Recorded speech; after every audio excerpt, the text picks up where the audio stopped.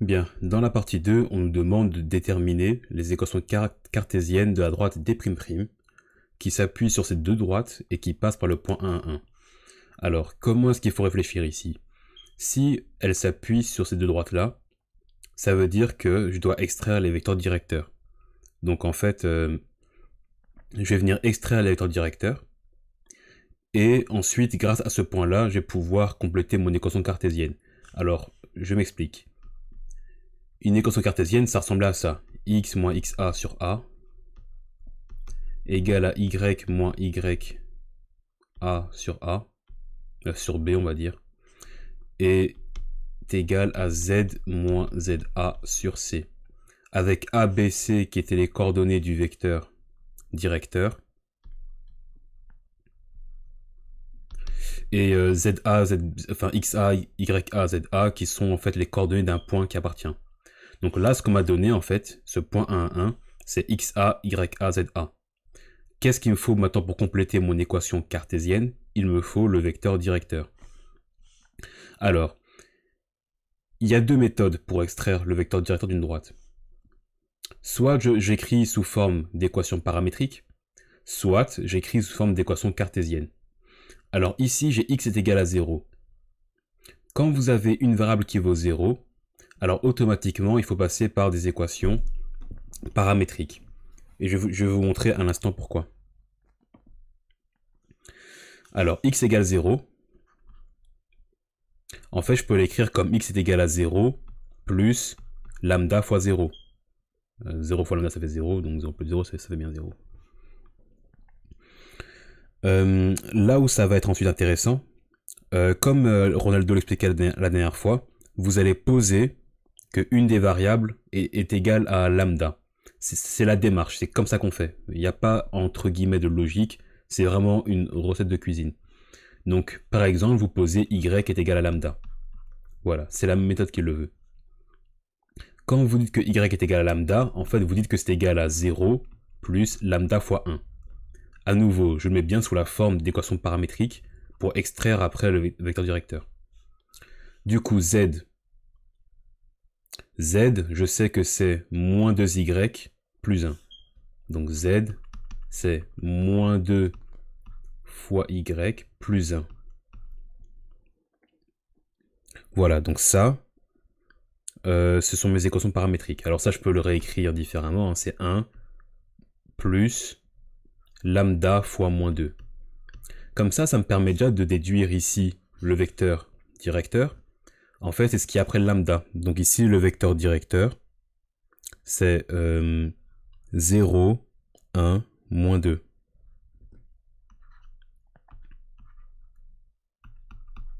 Donc ça, c'est mon premier vecteur directeur. Alors à présent, moi, ce que j'aimerais avoir, c'est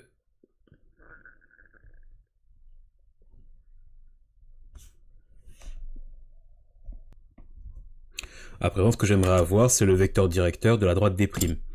Alors la droite D', ici j'ai du x, y, z.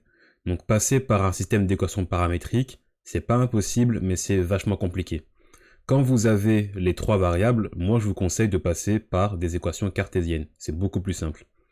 Alors la démarche ici c'est quoi? C'est d'éliminer une variable. Ça semble bizarre, mais je vais vous montrer un instant que ça marche. Donc bien évidemment c'est le y que je vais éliminer, hein, puisque j'ai juste à sommer les deux pour que ça marche. Donc je vais faire l'équation 1 plus l'équation 2. Comme ça, y moins y va faire 0. Donc j'ai 3x plus 0 fatalement, plus 3z, 3z pardon. Alors, moins 6, moins 3, ça fait moins 9. Est égal à 0 plus 0, donc 0. Je divise tout par 3 pour commencer. Ça me fait un truc plus propre déjà. Et donc là, qu'est-ce que je peux en déduire? J'en déduis que z,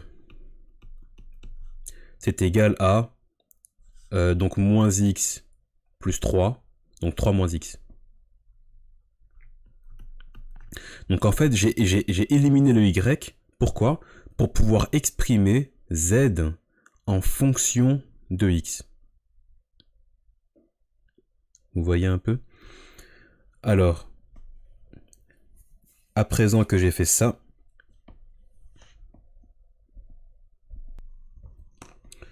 je vais venir injecter ce z dans une équation. Donc comme ça, en fait, je vais pouvoir, entre guillemets, exprimer y en fonction de x. Donc, il faut que je choisisse une équation. Je sais pas, je vais prendre la deuxième, par exemple.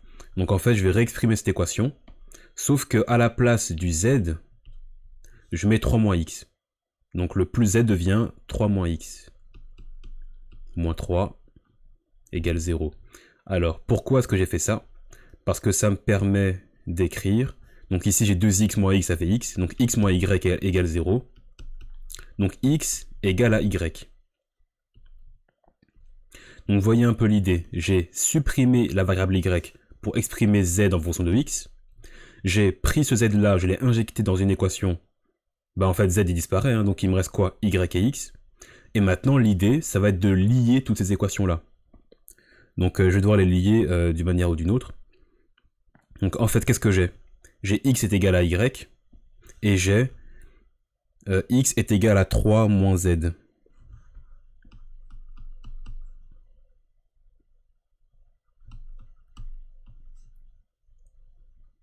Si x est égal à a et que x est égal à b, c'est que a est égal à b. Donc en fait, je peux écrire une seule équation.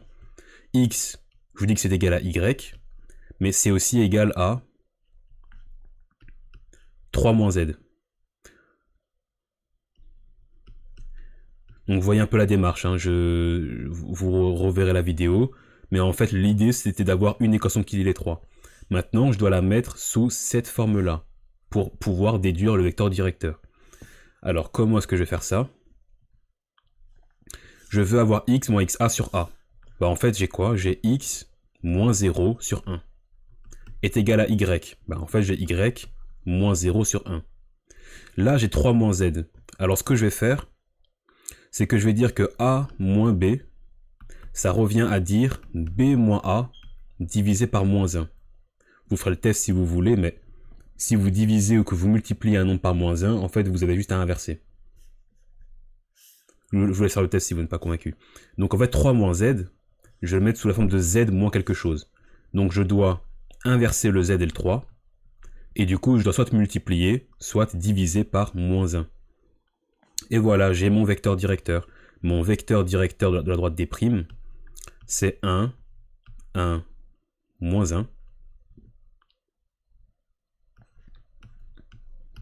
À présent que j'ai isolé mes deux vecteurs directeurs, je peux terminer mon exercice.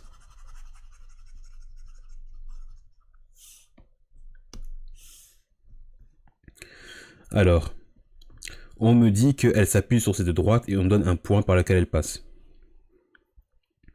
Alors, ce que je vais faire, je vais changer de lettre pour pas vous embrouiller. Ici, j'ai 0, 1, moins 2.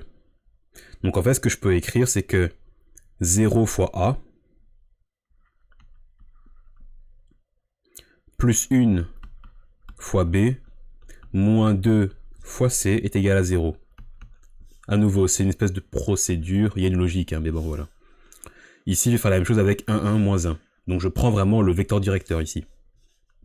Et donc je veux qu'il y ait A plus 1 fois B moins 1 fois C égale 0. D'accord? 0A, j'enlève, hein, ça fait 0. Alors maintenant que j'ai ça, qu'est-ce que ça me raconte? Ça me raconte que B est égal à 2C. Donc là, c'est eu des maths. Hein, et tac, tac, tac, tac.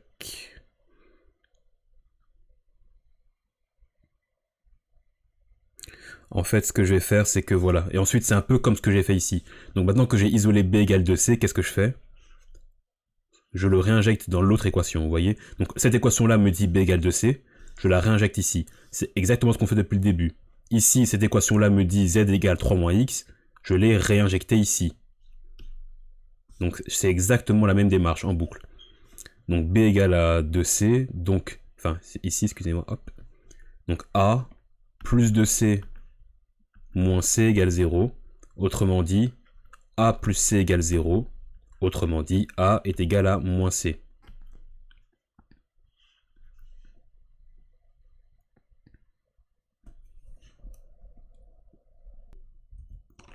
Alors à présent, ce que je fais pour terminer mon exercice, je dois trouver une espèce de proportionnalité.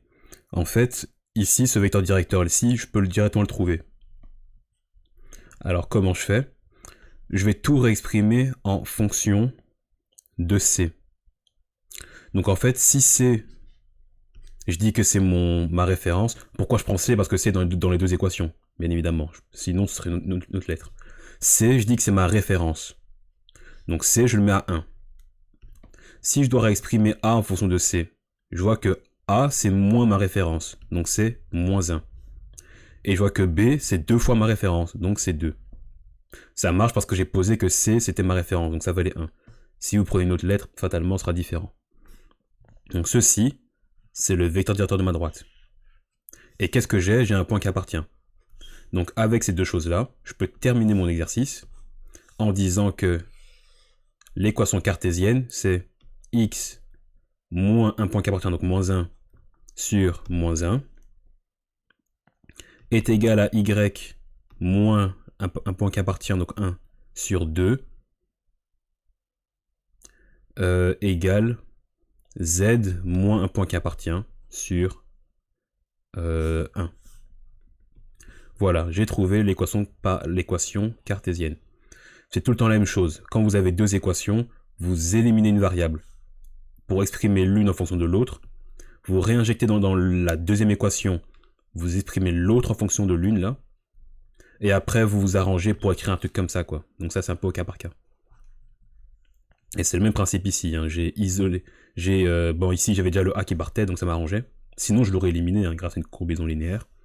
J'ai exprimé B en fonction de C. J'ai injecté B ici pour trouver A en fonction de C. Et ensuite, je me suis arrangé pour écrire un truc comme ça. Donc attention que j'ai bien pris mes deux vecteurs directeurs. J'ai bien pris ce vecteur directeur là pour écrire la première équation. Et j'ai pris ce vecteur directeur là pour écrire la seconde équation.